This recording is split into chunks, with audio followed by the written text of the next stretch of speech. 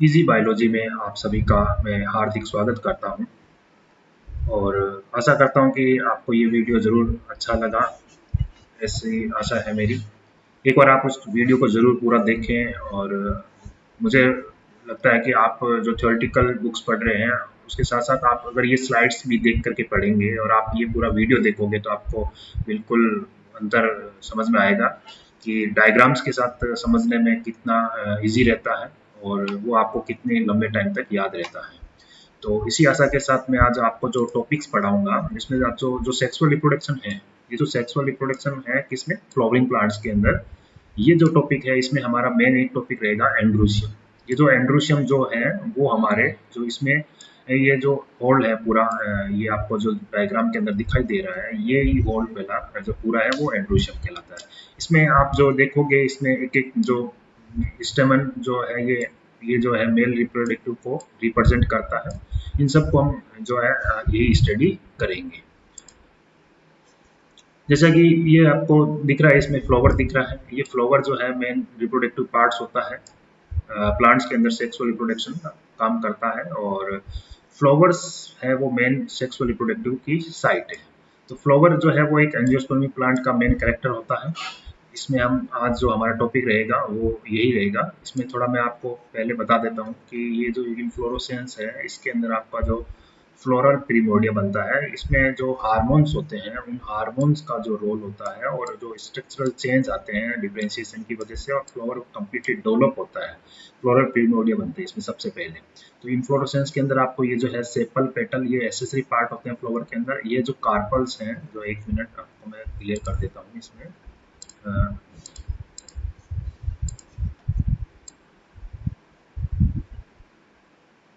ये carpel primordia यानी इससे आगे जाकर कार्पल बनेगा जो गाइनोशियम जो है इसके अंदर रिप्रेजेंट करता है, ये यानी फीमेल पार्ट को रिप्रेजेंट करता है। स्टेमन है, ये सिंगल यूनिट होती है इसकी मेल रिप्रोडक्टिव पार्ट की, इसके ग्रुप को हम एंड्रोशियम कहते हैं। तो ये दो जो मेन पार्ट होते हैं यही होंगे गाइनोशियम और एंड्रोशियम, जो मेल और फीमेल रिप्रोडक्टिव को रिप्रेजेंट करते हैं। कार्पल होती है वो फीमेल और जो स्टेमन होता है वो मेल रिप्रेजेंट करता है। अभी हम जब आगे इसमें पूरा क्लियर कट देखेंगे कि किस तरह से जो है वो मेल रिप्रेजेंट करता है इसको। और ये डायग्राम में आप क्लियर कट देख ही रहे हो कि जो ये जो आपको दो दिखाई दे रहे हैं इसमें, ये जो पार्ट आता है इनको हम दोनों को, ये जो इस दो ये जो अलग अलग डिफरेंट वेरी करते हैं नंबर ऑफ डिफरेंट स्टेमन के। तो इसका जो होल्ड होता है उसको एंड्रोशियम बोलते हैं। पेटल आपको दिखाई दे रहा है, सेपल है, ये एसेसरी पार्ट होते हैं। मेन रिप्रोडक्टिव पार्ट ये होते हैं दो। गाइनोशियम यानी जो कार्पल्स होते हैं उनको बोलते हैं, एक सिंगल यूनिट कार्पल कहलाती है। इसमें तीन पार्ट होते हैं, स्टिग्मा, स्टाइल और ओवरी। ओवरी के अंदर मेगास्पोर बनता है, जो एक बनता है इसको मेगा स्पोरोजेनेसिस बोलते हैं। ये टॉपिक हमारा नेक्स्ट रहेगा, लेकिन अभी आप फिलहाल जो है वो एंड्रोशियम है। तो एंड्रोशियम के अंदर हम जो सिंगल यूनिट होते हैं स्टेमन बोलते हैं, ये स्टेमन है, यानी ये जो आपको दिखाई दे रहे हैं इस पूरे होल को बोलते हैं सिंगल यूनिट होती है, इसी को हम स्टेमन कहते हैं। इसमें माइक्रोस्पोरेंजिया होता है और साथ में ये जो है एंथर के अंदर पाई जाती है, झाड़ लोब होती है और ये फिलामेंट है नीचे इसका, जो दोनों का जो पार्ट मिला करके स्टेमन कहलाता है। हमारा जो टॉपिक रहेगा आज रहेगा एंड्रोशियम। एंड्रोशियम जो है हम पढ़ेंगे कि किस तरह से स्ट्रक्चर्स का फॉर्मेशन पूरी तरह से कंप्लीट होता है। एंड्रोशियम के अंदर हम बात करें, ये एक मेल रिप्रोडक्टिव पार्ट होता है जो फ्लावर्स के अंदर पाया जाता है। इसके अंदर स्टेमन होता है और जो पूरा दो पार्ट से मिलकर बना होता है, ऊपर एंथर, नीचे जो फिलामेंट्स होती है। तो ये दो पार्ट है। ये इनकी जो लेंथ और जो स्पीसीज है, इनके डिफरेंट स्पीसीज के अंदर लेंथ और नंबर वेरी करती है। ये आपको इसमें क्लियर दिख रहा है। पेरियंथ यानी कोरोला और कैलिक्स यानी पेटल और सेपल का है, ये जो जॉइंट होता है उसको हम दोनों को मिलाकर बोलते हैं। फिलामेंट आपको दिख रहा है इसके अंदर। स्टाइल, स्टिग्मा और ओवेरी ये इसके गाइनोशियम के पार्ट है, यानी ये पेटल के पार्ट होते हैं। स्टेमन, ये वाला स्टेमन है जो एंड्रोशियम को रिप्रेजेंट करता है, एक सिंगल यूनिट होती है। इसमें माइक्रोस्पोरेंजिया है, फिलामेंट है, एंथर है। माइक्रोस्पोरेंजिया इसके अंदर पाई जाती है। मेन इसके दो पार्ट है, एंथर और फिलामेंट, दो पार्ट है। इन दोनों को हम पढ़ेंगे डिटेल के अंदर। जो हमारा फर्स्ट पार्ट है वो है फिलामेंट और सेकंड है जो एंथर। पहले हम फिलामेंट देखते हैं। स्टेमन के अंदर ये जो नीचे जो स्टॉक होती है इसको फिलामेंट कहते हैं। दो पार्ट से मिलकर स्टेमन बनता है।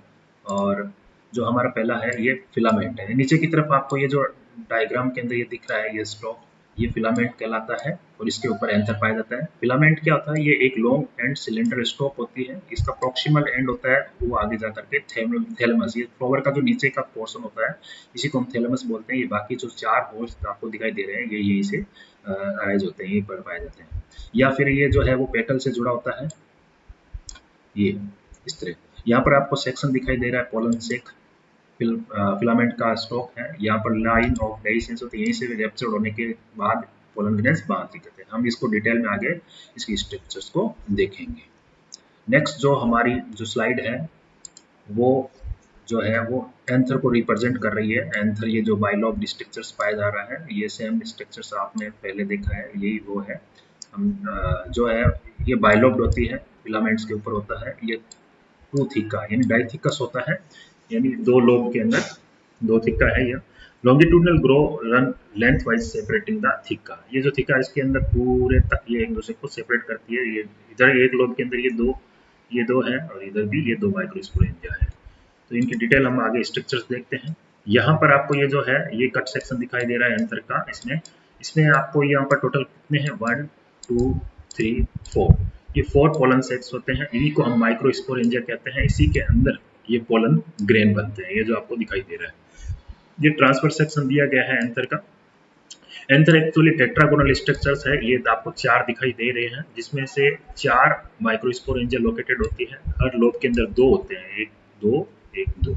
माइक्रोस्पोरेंजिया के अंदर ये जो है माइक्रोस्पोरेंजिया डेवलप टू पोलन सेक को डेवलप करता है और एक्सटेंड लॉन्गिट्यूडनल थ्रू आउट, ये पूरी लेंथ के साथ इसमें एक्सटेंड रहता है। इसमें हम देखते हैं कि यहीं पर इसी एंथर के अंदर जो है वो पोलन ग्रेन्स पाए जाते हैं। पोलन ग्रेन्स बनते कैसे हैं ये हम आगे नेक्स्ट स्लाइड के अंदर देखेंगे। यहाँ तक मुझे लग रहा है आपको इसका स्ट्रक्चर देखने के बाद ज़्यादा क्लियर हुआ होगा। अब ये जो स्ट्रक्चर्स है, ये जो माइक्रोस्पोरेंजियम का जो डायग्राम है इसमें 4 दिखाई दे रही है और इसका क्लियर जो है इसका ये जो कट सेक्शन करके बताए गए हैं, ये एक्चुअल में ये 4 इसके चारों 4 लेयर्स होती है, 4 वॉल्स होती है, एपिडर्मिस, एंडोथीसियम, मिडल लेयर और टेपिटम। ये शुरुआत की जो 3 लेयर्स होती है ये ये ये तीनों प्रोटेक्शन का काम करती है, साथ ही जो एंथर का डेhiscence होता है उसमें हेल्प करती है और यहाँ से पोलन ग्रेन्स हैं वो रिलीज हो जाते हैं। अभी आपको पैक दिख रहा है, नेक्स्ट में आपको जो है वो दिखाता हूँ। इसमें जो लास्ट जो एक और वॉल थी टेपिटम इनरमोस्ट लेयर होती है, ये न्यूट्रिशन प्रोवाइड करने का काम करती है। यहाँ पर जो ये आपको दिख रहे हैं ये जो एंथर पोलन ग्रेन्स, ये डेवलपिंग पोलन ग्रेन्स उनको न्यूट्रिशन प्रोवाइड करने का काम है वो टेपिटम के द्वारा किया जाता है। तो इस प्रकार ये चारों वॉल्स होती हैं जो अपना अलग अलग रोल प्ले करती है। सेल जो होती है टेपिटम की वो डेंस साइटोप्लाज्म होता है, इसमें एक से ज्यादा न्यूक्लियस पाए जाते हैं।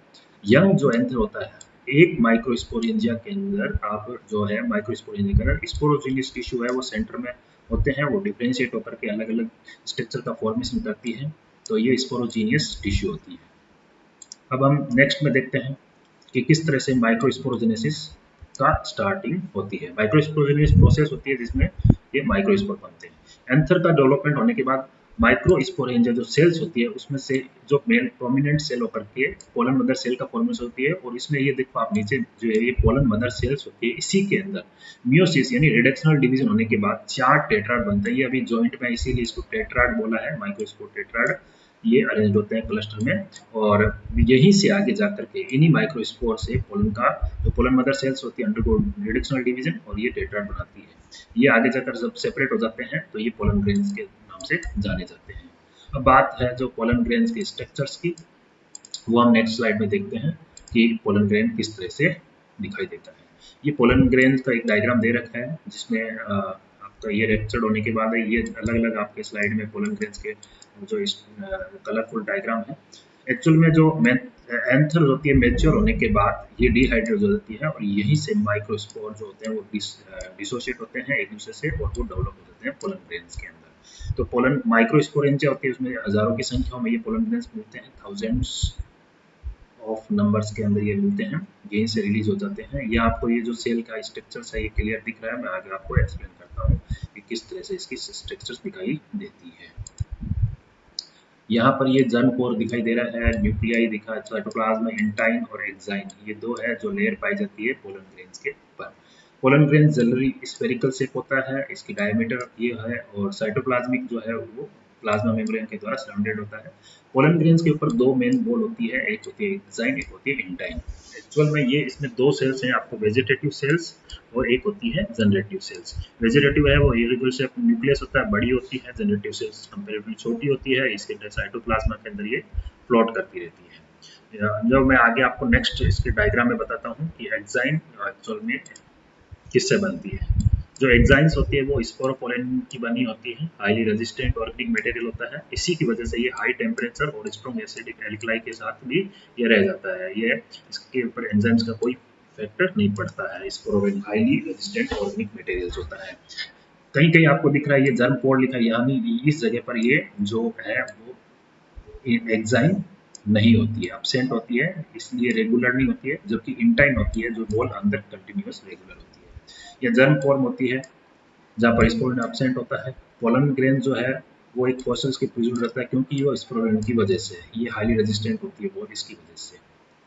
तो अलग अलग डिजाइन और जो है जो पैटर्न है वो इसी वॉल की वजह से ये दिखाई देते हैं। ऊपर आप जो माइक्रोस्कोपिक के अंदर कलरफुल डायग्राम दिख रहे हैं, ये इसी की वजह से होता है, इसका डाई जो स्ट्रक्चर्स है। नेक्स्ट जो हमारा है वो इंटाइन है। इंटाइन एक इनर वॉल होती है, ये सेलुलोज और पेक्टिन की बनी होती है, वो स्पोरोपोलेनिन की थी। ये जो इंटाइन है वो सेलुलोज और पेक्टिन की है। ये रेगुलर होती है, कंटिन्यूसली होती है, और जो ट्यूब बनती है पोलन ट्यूब वो इसी से बन करके आगे की तरफ इन पोर जर्म पोर से बाहर की तरफ निकलती है। ठीक है, जो मेल गैमेट्स को आगे तक पहुंचाने का काम करती है। और दो सेल्स हैं आप इसमें देख पा रहे हो, एक जनरेटिव सेल्स है, एक होती है vegetative cell and generative cell. Vegetative या बिगर होती है, अबंडेंट फूड रिजर्व रहता है, लार्जली इरेगुलर शेप न्यूक्लियस होता है। जबकि जनरेटिव सेल छोटी होती है, फ्लोट करती रहती है इसके साइटोप्लाज्मा के अंदर, वेजिटेटिव सेल के spindle shape dense cytoplasm and nucleus, ये जनरेटिव सेल्स होती है। इसी से आगे जाके मेल गैमेट का फॉर्मेशन होता है। 60% जो एंजियोस्पर्म होते हैं वो जब सेड होते हैं, बाहर निकलते हैं जब अपनी तो वो टू सेल स्टेज होती है, 1 एंड 2। लेकिन जनरेटिव सेल आगे माइटोटिकली डिवाइड होकर के दो मेल गैमेट बनाती है, तो वो 3 सेल स्टेज कहलाती है। तो 60% में 2 सेल होती है, बाकी रिमेनिंग 40% में ये 3 सेल स्टेज के अंदर भी देखने को मिलता है। यहाँ पर आपको स्ट्रक्चर्स दिखाई दे रहे हैं पोलन ग्रेन्स के अलग अलग। जो पोलन ग्रेन्स है मेल गैमेटोफाइट है, यहाँ पर पोलन ग्रेन्स जब लैंड करते हैं स्टिग्मा के ऊपर, तो लूज अपनी विएबिलिटी लूज करने से पहले पहले तो ये जर्मिनेट हो पाते हैं। इसकी अलग अलग होती है सबकी विएबिलिटी। यहाँ पर हम देखते हैं टेम्परेचर और ह्यूमिडिटी के ऊपर डिपेंड करता है। और कुछ स्पीसीज होती है जैसे सीरियल्स हैं, राइस और व्हीट, उसकी 30 मिनट्स होती है। बाकी कई ऐसे मेम्ब्रेन्स भी है जिसमें लेगुमिनेसी, रोजेसी, सोलेनेसी, इनकी कई महीनों तक विएबिलिटी रहती है, यानी पोलन ग्रेन जर्मिनेट हो सकते हैं स्टिग्मा के ऊपर आने के बाद। नेक्स्ट जो हमारा टॉपिक है वो economic importance of pollen grains है, जिसमें ये जो है वो न्यूट्रिशन के अंदर रिच होता है, और इससे टैबलेट्स बनाई जाती है जो एथलेटिक्स और रेस हॉर्स होते हैं उनके परफॉर्मेंस को इंक्रीज करने के लिए काम में लेते हैं। अगर हमें इनको पोलन ग्रेन को स्टोर करके रखना है तो लिक्विड नाइट्रोजन, जिसका जो जो टेम्परेचर होता है -196 डिग्री सेंटीग्रेड होता है, और इसमें हम पोलन ग्रेन बना करके इनको रखते हैं, जो हम कभी ब्रीडिंग प्रोग्राम के लिए काम में लेते हैं। पोलन ग्रेन्स कुछ ऐसे भी हैं जो कुछ डिजीज का कारण बनते हैं, chronic respiratory disorder, asthma, bronchitis. जो ये पार्थेनियम जो है ये कैरेट ग्रास होती है, इसके कारण ये जो है अस्थमा का कारण बनता है। ये पोलन जो स्टोरेज का बता रखा है, ये ऊपर टेबलेट्स में लिखी है, और ये आपको पार्थेनियम जो है ये दिखाई दे रहा है। तो मुझे लगता है कि आपको ये स्लाइड देखने के बाद आपको कुछ जो है एक्स्ट्रा देखने को मिला, और एंड्रूशियम का जो कॉन्सेप्ट है वो मेरे ख्याल से आपका पूरा क्लियर हो गया है। अगर आपको ये वीडियो अच्छा लगा तो वीडियो को लाइक सब्सक्राइब करें, और ज़्यादा से ज़्यादा अपने फ्रेंड्स के साथ शेयर करें। और इसी तरह अगर आप इसमें ज़्यादा लाइक और व्यूज़ और ज़्यादा सब्सक्राइब होगा तो मैं आपके लिए इसी तरह के नए नए वीडियो, नए नए टॉपिक के साथ लाता रहूँगा। धन्यवाद।